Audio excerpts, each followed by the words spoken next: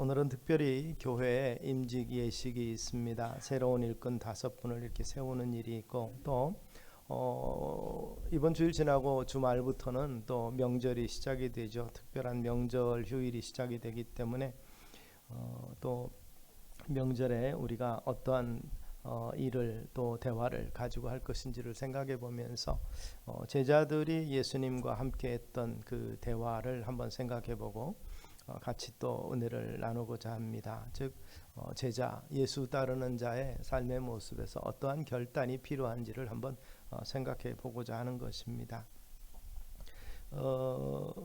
최근에는 그 헌신이라는 말 자체에 대해서 또 열정 이런 부분에 대해서 좀 교회에 대한 열정과 이런 것들이 식어져가는 그러한 상황 가운데 있다고도 평가를 받기도 합니다. 그러나 한국 교회를 대표하는 어떤 신앙과 열정과 이런 것들에 대한 것들을 생각할 때 우리는 신사참배 때 그것으로 인해서 반대함으로 순교하시고 옥고를 많이 치렀었던 주기철 목사님을 생각하게 됩니다. 그분이 평양신학교에 사경의 강사로 초청받으셨을 때에 그분이 설교하신 주제, 저 대주제가 유명한 일사각오의 신앙이었습니다. 예수를 따르는 사람마다 죽기를 결심해야 하고 죽으면 산다. 그러나 그들에게만 부활의 영광이 약속된다. 이번의 메시지가 바로 그와 같았습니다. 오늘 본문도 보면 예수님께서 마지막으로 예루살렘을 향해서 올라가신다고 이야기를 하고 있는데 3년의 공생의 기간 동안에 3번의 예루살렘을 방문을 유월절마다 하셨는데 이제 마지막으로 예루살렘으로 올라가시는 길에 이렇게 32절은 이야기합니다. 예수께서 그들 앞서서 가시는데 그들이 놀라고 따르는 자들은 두려워하더라.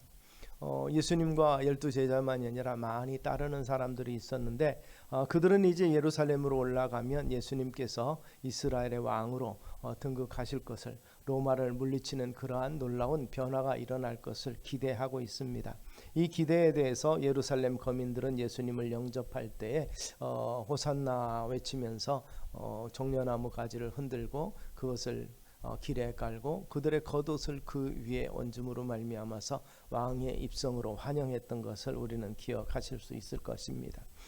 이 같은 예수님이 예루살렘으로 올라가고자 할 때 제자들은 이 놀랍고 두려워했다 이렇게 말합니다. 그들이 예수님께서 계속 말씀하셨지만 사실 그들을 잘 염두에 두지 않았던 것이죠. 내가 죽는다라는 말에 대해서 떠나고 이별에 대해서 안타까워하고 두려워하는 것이 바로 그들의 모습이었습니다. 왜냐하면 주님과 함께하는 3년 동안 그들은 어떻게 보면 굉장히 소망에 차 있었습니다. 예수님의 능력, 예수님의 말씀, 이 모든 것들이 권세 있고 또 하나님께로 오지 않으면 할 수 없는 기사와 이적들을 행하신 것을 보면서 그들은 놀랍기도 하고 뿌듯하고 자랑스럽기도 했을 것입니다. 그들이 기다리던 메시아, 로마의 압제로부터 자유롭게 하고 다윗과 솔로몬의 영광을 재현하실 그분이시다라는 생각을 가지고 있었기 때문에 예수님과 함께할 때 그들은 두려움이 없었습니다. 그러나 예수님께서 왜 왕으로 등극하시지 아니하고 죽음을 얘기하시는가, 그들은 굉장히 두려웠고 불안했습니다. 그런데 이제 3번째로 공식적으로 그 말씀을 하시는 것을 인해서 그들은 굉장히 두려우면서 조심스럽게 예수님을 따르고 있는 것입니다. 그들이 생각해 볼 때 그동안의 기사와 이적과 표적을 행하시는 주님 옆에 있을 때 그들은 주님이 왕으로 임하실 때에 굉장한 권세를 누릴 것으로 생각을 했던 것 같습니다. 이만큼 친숙해졌고 3년 동안 말씀을 잘 따르면서 순종을 했기 때문에 이제 그들이 예수님 앞에 가장 사랑하는 제자 두 사람이 주님 앞에 나와서 요청하는 모습이 본문에 있죠. 친숙하고 가깝기도 하고 또 사랑받았다고 생각하니까 담대히 이런 요청을 합니다. 주께 나와 여짜오되 선생님이여 무엇이든지 우리가 구하는 바를 우리에게 하여 주시기를 원하옵나이다. 제자들에게 필요한 것이 무엇인가를 생각해 볼 때 우리는 이미 성경을 알고 보고 있었기 때문에 다양한 교훈들을 생각하는데 예수님을 따르던 당대의 제자들 중에서 사랑받는 두 제자가 주님 앞에 나와서 요청하는 것은 우리가 구하는 바를 우리에게 하여 주시기를 원하옵나이다. 주님의 가르치심은 구하면 주시겠다고 약속하셨으니까 이거 구하는 것 자체가 문제가 되지는 않겠죠. 그런데 그들이 구하는 것이 좀 특이합니다. 뭡니까? 예수님의 좌편과 우편에 앉게 해달라. 그 반응에 대해서 주님의 답변하신 것이 뒤에 기록이 되지만 그 사람들 앞에서 이렇게 요구할 때 제자들의 반응을 보면 이들의 기도가 무엇이었는가를 생각해 봅니다. 제자들의 반응은 41절에 보니까 열 제자가 듣고 야고보와 요한에 대하여 화를 내거늘. 옛날 성경은 분노했다 이렇게 표현합니다. 그냥 단순히 화를 낸 게 아니라 굉장히 이 복받쳐 오르는 화를 멈출 수가 없었다는 표현을 성경은 기록을 하고 있는 거죠. 왜 좌편과 우편에 앉게 해달라는 것이 그렇게 문제가 됩니까? 이들이 생각할 때 그들이 생각하는 메시아, 정치적인 메시아가 있을 때 좌편에 우편에 앉는 사람들은 누구겠습니까? 세상의 모든 권세를 다 얻는 사람 아니겠습니까? 12제자 특별히 택하여 뽑으심을 입은 그 사람들 중에서 자기들이 좌편과 우편에 앉는 것을 인하여서 분하였다고 그랬고, 마태복음 20장은 또 다르게 기록합니다. 결국 이 마태복음 20장에서는 이 야고보와 세베대의 아들 즉 야고보와 요한의 어머니가 예수님께 부탁하는 것으로, 그래서 혹자는 그런 얘기합니다. 성경에 나타나는 최초의 치맛바람이라, 치맛바람의 원조다 이렇게 표현하는데, 이 모습을 보면서 제자들이 분노한 이유는 바로 그렇습니다. 제자들의 마음에 똑같은 욕망이 있었다는 것이죠. 그러면 우리는 뭐냐? 너는 그렇게 되면 우리는 뭐냐? 하는 그러한 욕망이 있었는데, 예수님께서 제자들에게 요구하시는 것이 무엇인가를 오늘 본문을 통해서 이들의 요구와 함께 대비되는 주님의 말씀을 통해서 우리가 찾아볼 수 있는 것이 있습니다. 그것은 사실 제자들이 요구하는 것이 지극히 세속적인 영광인 것은 부인할 수 없었다는 것입니다. 주님을 따르는 것, 전투와 집과 배와 금을 다 버리고 따랐으니까 보상이 있을 것이라고 생각하는 거죠. 처음에 제자들이 예수님을 따를 때 이분이 메시아다라는 확신이 있었을 거예요. 기사와 이적과 죽은 자를 살리고 오병이어의 기적, 이런 것들, 무리를 걷는 걸 보면 이거 하나님의 아니고는 할 수 없는 우리가 기다리는 메시아 맞다고 생각합니다. 그렇다면 예수님께서 보위에 오르실 때, 왕이 되실 때 우리에게도 뭔가 그것을 누릴 수 있는, 그들이 보는 바 왕과 주변의 권력들을 다 알고 있었기 때문에 그런 부분이라고 생각할 수 있을 것입니다. 지금 종교적 지도자들, 산헤드린 공회원들과 자기들은 신분 차이가 엄청나지만, 그러나 왕 대신 예수님의 측근에서 모이는 제자들 아니냐, 그들은 이런 생각을 가지고 있었을 것입니다. 그런데 주님은 철저하게 이 부분에 대한 개념을 깨뜨리십니다. 세속 영광을 포기할 각오를 말씀하시는 거죠. 주님께서 그렇게 말합니다. 너희는 너희가 구하는 것을 알지 못하는도다. 주님께서 진짜 왕이 되신 때는 언제입니까? 초기에 우리 믿음을 가지고는 주님께서 다시 오실 그때 세상 만국을 다스릴 그 백보자의 영광에 오실 때를 생각을 하는데, 그러나 실제적으로 주님께서는 뭐라고 말합니까? 하나님의 나라는 이미 임하였다고 말씀합니다. 주님의 복음이 시작이 될 때, 그것은 주님께서 공생애를 시작할 때, 이 땅에 오실 때 사실은 이미 시작됐다고 말씀하고 있습니다. 복음이 우리에게 들려질 그 순간 하나님의 나라가 시작됐다고 말한다면, 지금 제자들의 요구는 뭐겠습니까? 나라에 임하실 때에 주님 좌편과 우편에 앉게 해주시옵소서. 이게 뭡니까? 바로 주님의 십자가 좌편과 우편에 앉아야 되는 것 아니겠습니까? 이미 십자가에 서셨을 때 주님께서는 유대인의 왕입니다. 그 표에 뭐라고 써 있습니까? 헤롯은, 이 바나바는, 그 빌라도 총독은 그가 무엇을 하는지 모릅니다. 예수님의 죄패에다가 뭐라고 썼습니까? 유대인의 왕이라 이렇게 썼습니다. 그러니 그 왕의 좌편과 우편에 앉는 것은 바로 십자가상의 두 강도 같은 모습이어야 맞는 것일 것입니다. 그러므로 이들이 이 의미를 정확히 깨닫지 못한다고 말씀하고 있는 것입니다. 그러나 이 제자들은 어떻습니까? 궁극적으로는 바뀌게 됩니다. 그때는 아직 성령이 충만하지 못하고 이 주님의 십자가의 희생의 의미를 자세히 깨닫지 못하는 그때는 좌편과 우편을 선망했습니다. 그러나 어떻습니까?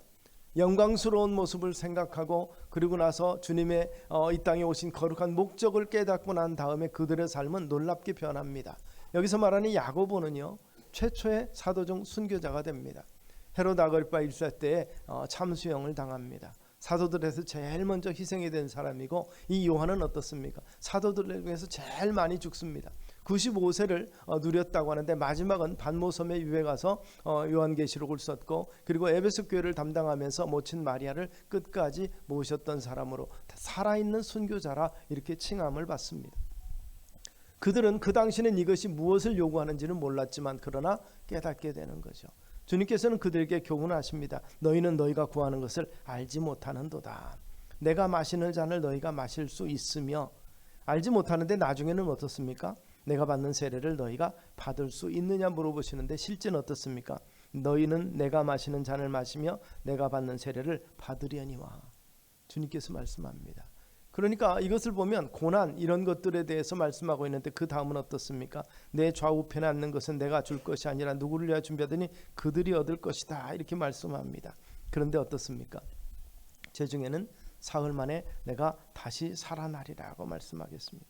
33절과 34절 우리가 보지 못한 그분에 보면 그들은 능욕하며 침뱉으며 채찍질하고 죽일 것이나 그는 3일 만에 살아나리라.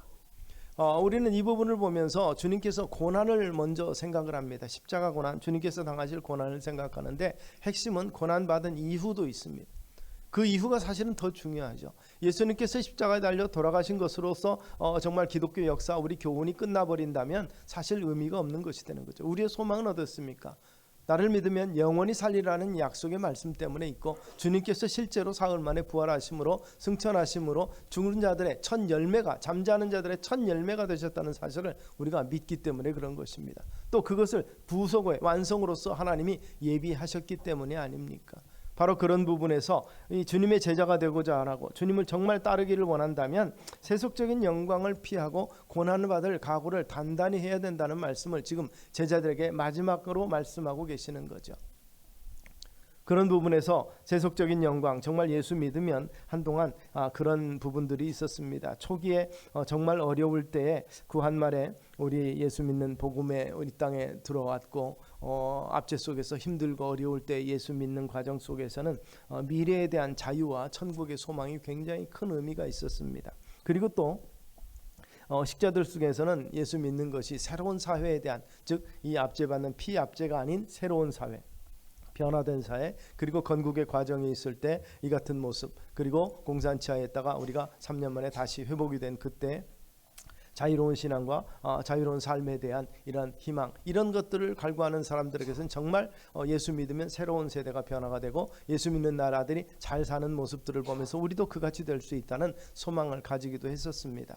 그런가 하면 사회 변혁적인 것에 대한 기대를 가진 믿음이 있는가 하면 진짜 예수 믿고 천당 가는 거 불신 지옥 하는 순수한 믿음적인 동거 영적인 동거에서 그렇게 된 경우도 있었는데 이제 우리가 경제 성장을 하면서 우리 한국 교회의 모습은 좀 달라집니다. 흔히 말하는 나중에는 신학적으로 그것을 이 번영의 신학이다 이렇게 말하면서 조금 우리가 스스로를 정비할 그런 기회를 갖게 됐었는데 그게 바로 기복신앙이죠. 그동안에 우리가 가지고 있었던 기복적인 문제가 기독교 복음과 연결이 되면서 예수 믿고 복받으라는 내용이 많이 강조되던 시절을 우리는 겪기도 했었습니다. 바로 그런 때에 어떻게 보면 제자의 삶보다도 예수 믿고 축복받는 것, 예수 믿고 복받는 것이 강조되는 시대도 우리가 겪었다는 사실이죠. 그래서 우리는 다시 원점으로 돌아가 보면 원론적인 부분으로 가면 예수 믿고 복받는 것은 어떤 면에서 보면 부수적인 거라는 거죠. 당연히 따라오는 것이긴 하지만 그것이 목적이 되는 것은 아니라는 것을 이제는 우리는 깨닫고 있는 것이죠. 그래서 정말 예수 믿고 복받고 부자되고 병 고치고 이런 이 명예 얻고 정말 뛰어난 이름을 얻게 되는 그러한 일들에 대한 것이 목적이 된다면 그것이 사라질 때 사람들은 흔들리고 떠나갈 수밖에 없는 문제가 되는 것입니다. 그보다 더 신령한 의미의 영적인 목표를 가지고 있는 사람들만이 결국 지켜질 수 있을 것이라는 것을 생각합니다. 그런 면에서 예수님께서 제자들에게는 최종적으로 그렇게 말씀하시죠. 내 십자가를 지고 나를 쫓을 것이니라고 말씀하셨던 것을 우리는 기억하실 수 있게 되기를 바랍니다. 예수의 죄의 영광 중에 우리를 하나는 좌편과 우편에 앉게 하여 주옵소서. 우리는 이 요구가 얼마나 엄청난 요구인가를 이제는 우리는 압니다. 그러나 그런 면에서 정말 자신 있게 주님을 따릅니다. 주님의 제자입니다. 그래서 정말 좌편과 우편에 앉고 싶습니다. 이것이 세속적인 욕망이 아닌 진짜 신령한 영적인 의미 속에서 그렇게 되기를 원하는 우리의 모습 되기를 주의 이름으로 축원합니다. 제자들 중에서 특별히 이 미래의 영광을 맛본 사람들이 있었습니다. 이 세 제자가 베드로와 요한과 야고보 이들은 먼저 이것을 누립니다. 언제 누립니까? 예수님께서 변화산에 오르셨을 때 이 희게 되어 변화된 모습 좌편에 이 모세와 엘리야가 있는 모습을 보면서 너무 영광스럽고 너무 소망적인 그러한 모습을 보면서 여기가 좋사오니 그때 밑에서는 어떻습니까? 다른 제자들은 밑에 있었고 여러 가지 어려움들이 있는 상황입니다. 그런데 너무 그 영광스러운 모습을 보면서 내려가는 것조차 싫습니다. 여기서 그냥 영원토록 있으면 좋겠다라는 너무 좋은 것을 체험하는 거죠. 바로 그 영광을 체험한 것. 그들은 이미 체험을 했습니다. 그런 상황에서 그 영광과 함께 세속적인 권력의 마음도 아직 버리지 못한 상황에서 좌편과 우편에 앉기를 원하는 거죠. 모세와 엘리야의 자리에 앉기를 원했던 것입니다. 바로 이런 부분을 생각할 때 주님께서는 먼저 그 나라와 그 의를 구하라고 말씀하셨던 것을 오늘 우리에게도 동일하게 적용시키실 수 있게 되기를 바랍니다. 그 자리, 좌편에 웃는 것은 주님이 주시는 것이 아니라 누구에게든지 가게 될 것이라, 주님의 영광을 소망하고 정말 주님께서 이 땅에 오실 때 충성된 자들, 행위대로 심판을 하고 말씀하신 그 말씀대로 행한 모든 자들에게 주어질 것이라는 사실을 우리가 기억하실 수 있게 되기를 바랍니다. 우리가 주님을 따른다면서도 아직도 세속적인 영광과 그리고 우리를 지배하고 있는 강력한 동기가 바로 그것이라면 우리는 다시 한번 말씀을 돌아보실 수 있게 되기를 바랍니다. 세속적인 그 영광과 명예가 아직도 우리의 신앙의 동기가 될 수 없다는 사실을 깨닫지 못하면 우리는 불행할 수밖에 없습니다. 주님을 따르되 온전히 따르지 못하는 모습이 있습니다. 젊은 관원이 주님께 와서 무엇을 하여야 영생을 얻으리까 요구했을 때 주님께서 그 중심을 아셨습니다. 그래서 내 재산을 다 팔아서 가난한 자들에게 주고 나를 쫓으라 그랬더니 성경에는 참 안타까운 모습이 기록되는데 그 청년이, 부자 청년이 재물이 많은 고로 근심하며 가니라. 무엇보다도 그는 영생을 소망했지만 그러나 그가 요구하고 그가 누리고 있는 것들에 대한 것을 버리지 못함으로 인해서 주님을 떠나갔던 그 뒤는 어떻게 되는지 우리가 알 수 없으되 그 성경은 바로 근심하며 떠나갔다 이렇게 표현합니다. 오늘 우리가 요구하는 바, 주님 앞에 기도하는 바가 정말 이런 것들이라면 우리는 한 번 더 생각해 볼 필요가 있다는 것이죠. 세속적인 동기가 아닌 신령한 의미의 영적인 이 소망이 우리 가운데 충만할 수 있게 되기를 바랍니다. 이러한 제자들, 이러한 시대, 오늘 주님은 아직도 요구하신다고 믿습니다. 세속적인 영광을 포기할 각오, 이 각오와 함께 주님은 또 하나의 각오를 말씀하고 계시는데 그것은 섬김을 얘기하고 계십니다. 제자들이 높은 사람 위에 올라가기를 원하는 것. 니체는 그렇게 말했습니다. 인간의 마음속에 권력에 대한 의지가 있다. 누구에게나 다 이런 것이 있다 그렇습니다. 속된 표현으로 누구에게 완장 한번 찾으면 그 완장 하나가 아무리 작은 것일지라도 주어지면 그 사람의 인격이 드러난다. 이렇게 표현하는 말씀이 있습니다. 그렇습니다. 권력이 주어지면 누리고 싶고 그것을 인해서 뭔가 정말 선한 결과가 나타나면 좋겠지만 그렇지 못할 경우도 있는 것을 우리는 생각해 보는데 주님은 제자가 되고 좌편과 우편에 앉고자 한다면 정말 섬기는 자가 되라. 으뜸이 되고자 한다면 섬기는 자가 되라고 말씀하고 있는 것을 가르치고 계시는 거죠. 주님의 제자가 되면서도 정말 지배욕에 있다면 다시 생각해 보라 이 말이죠. 인간의 본질이 지배하는 것에 있다고 세속적인 사람들은 말하지만 세상 사람들이 말하는 리더십, 앞선 사람들과 그리스도인이 말하는 크리스찬 리더십은 분명히 달라야 될 것인데 성경에서는 바로 섬기는 자, 주님은 섬기는 자를 이야기를 하고 있습니다. 공동체가 운영되려면 자리가 필요하고 명칭이 필요합니다. 세상 사람들은 우리를 교회를 보면서 임직을 보면서 계급이라 계급사회라고 표현하지만 그들 표현대로 계급사회라고 표현한다면 세상의 계급은 높은 자리에 가질수록 권력이 많고 유용할 수 있는 여러 가지 힘들이 많이 있습니다. 그러나 교회 안에서 크리스찬 리더십은 그러한 임직을 하게 되고 그러한 만약 그들이 말한 대로 권력이 있다면 그 권력을 어떻게 써야 되는지가 전혀 다릅니다. 세상 사람들은 그 권력을 자기와 자기 주변을 위해서 쓰지만 그러나 교회에서 만약에 그러한 직분이 있다면 그것은 힘이 있다면 그것은 어떻습니까? 섬기는 데 쓰는 거죠. 주님을 섬기는 데 필요하고 교회를 필요해서 교회가 필요하는 곳에 내 힘을 보태는 내 힘과 능력과 이름과 물질과 시간과 모든 것을 드리는데 다른 사람보다 더 많이 드려야 되는 직책으로서의 계급이 존재한다고 볼 수 있습니다. 주님은 바로 이런 부분을 섬김이라고 표현하는 것이죠. 예수께서 불러다가 이르시되 이 이방인의 소위 집권자들이 저희를 임으로 주관하고 그 대인들이 저에게 권세 부리는 줄을 너희가 알거니와. 세상 권력은 바로 권세를 부리는 거지만 너희는 섬기라고 말하는 것입니다.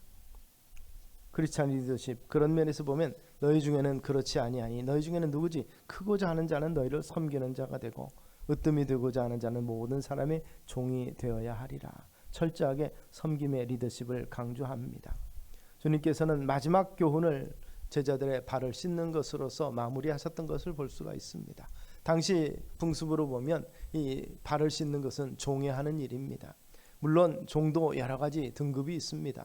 특별히 가장 높은 종이라고 할 수 있는 청지기는 그 집안의 대소사를 맡아 하고, 그리고 또 어떤 사람은 이 그 집안의 가정의 자녀를 양육하는 몽학 선생으로서 역할을, 가정교사 역할까지 합니다. 그러나 가장 낮은 종, 어떻게 보면 이 섬김을 시작하기 시작한 어린 종은 이 나그네들이나 손님이 왔을 때 그들의 발에 먼지를 닦아주는 일을 감당합니다. 종들 중에서 제일 낮은 위치에 있는 자리라고 할 수 있습니다. 그런데 선생 되신 예수님께서 제자들의 발을 씻겨 주십니다. 그러면서 너희도 서로 이같이 하라. 섬김의 도를 바로 행하라는 이 교훈을 친히 몸소 보여주신 것입니다. 주님을 제대로 따르기를 원하는 제자들에게 주님께서 이 같은 마음 자세를 요청하는 것은 지금도 동일하다는 사실을 기억하시기를 바랍니다. 그러면서 주님은 바로 이 고난의 길을 가십니다. 그러면서 좌편과 우편에 앉는 그들에게 너희가 이것을 받겠느냐? 지금은 모른다는 것이죠. 그러나 말씀드린 것처럼 야고보와 요한은 그 임무를, 그 요구했던 바를 훌륭하게 수행을 합니다.